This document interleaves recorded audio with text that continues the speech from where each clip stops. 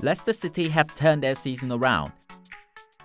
The Premier League champions have picked up just 5 wins until 25th round in the Premier League and gone down to the relegation zone.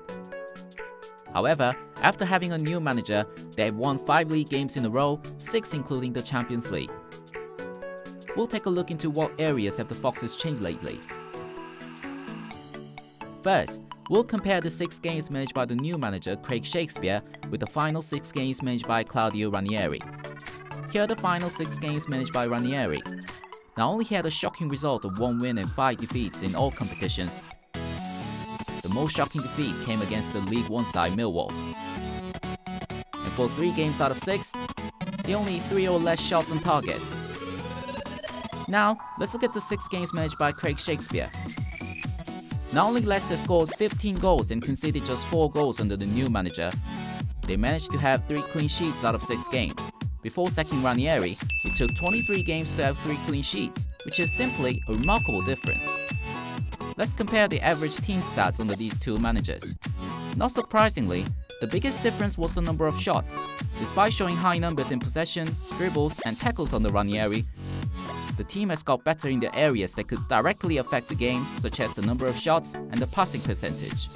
Not only they made more shots under the new manager, the number of shots on target has become double, which could have led to a huge increase in number of goals. Ranieri's side actually had a bit more of ball possession. However, as you all know, Leicester are not the team who focus on the ball possession. The most important thing for them is to take the ball and make a quick, effective counter-attack. That is why an increase in passing percentage and the number of key passes could have made a positive effect on the team. Who then has been the most effective player under 셰익스피어? The likes of Jamie Vardy, Okazaki, and Mark Albrighton have all been useful, but you have to say that the player of the moment so far has been Wilfred Ndidi. He might not be as good as Kante, but the player who joined Leicester in January from the Belgian side Genk has certainly become a huge player for the Foxes. Ndidi is showing his qualities especially in defensive areas, such as clearances, tackles, and interceptions.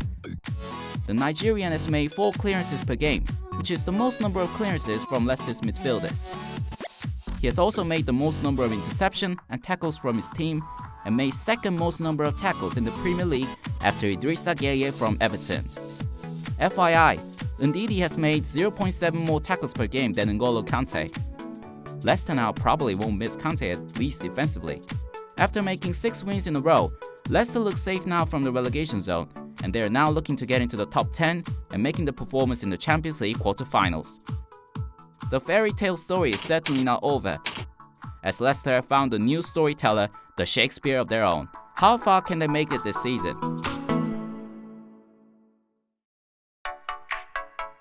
Don't forget to like and subscribe for more football information from Football Biz.